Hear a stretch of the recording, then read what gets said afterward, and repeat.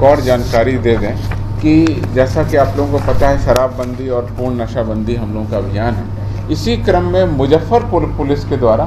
Smack और गांजा तस्करों के खिलाफ में जो कार्रवाई की जा रही थी, उसी क्रम में मिठनपुरा थाना के तिनकोठिया मोहल्ला इलाके में स्मैक जैसे नशीले पदार्थ की तस्करी और व्यापार से संबंधित जो सूचना प्राप्त हुई, उसमें 11 फरवरी को छापामारी के क्रम में एक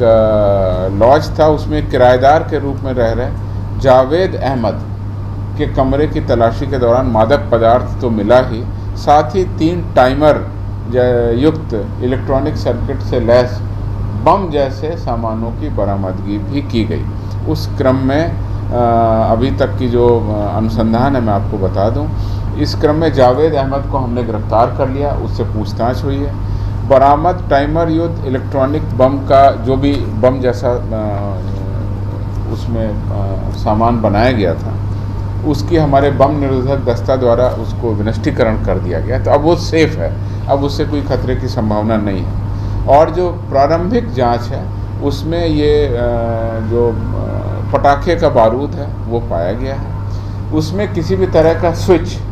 या डेटोनेटर या ऐसा कोई स्प्लिंटर नहीं मिला है जिससे कि ये वास्तव के बम के रूप में और बहुत ही घातक बम के रूप में प्रयोग हो सके, ऐसा कोई अभी तक प्रमाण नहीं मिला। हालांकि फॉरेंसिक साइंस लैबोरेटरी को अभी भेजा गया है और सही तरीके से उसकी और भी विश्लेषण के बाद में उससे जानकारी मिलेगी, लेकिन अभी तक की जो जानकारी है उसमें घातक बम में प्रायः डेटोनेटर या स्विच या ऐसे कील कांटे और ऐसे पदार्थ भर दिए जाते हैं जिससे विस्फोट होने पर वो फट जाए। इस बम में जो पाइप लगा था वो भी पीवीसी पाइप था, अगर वो लोहे का पाइप होता तो उसको फटने से कोई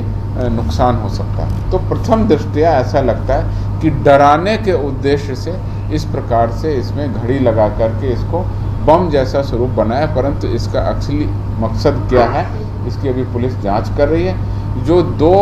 3 बम मिले उसमें 2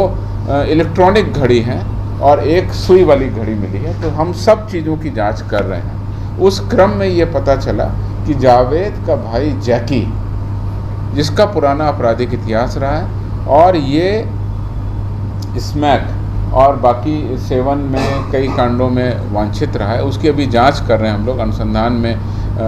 रिकॉर्ड मिला रहे हैं, पर पूछताछ में ऐसी बात पता चली।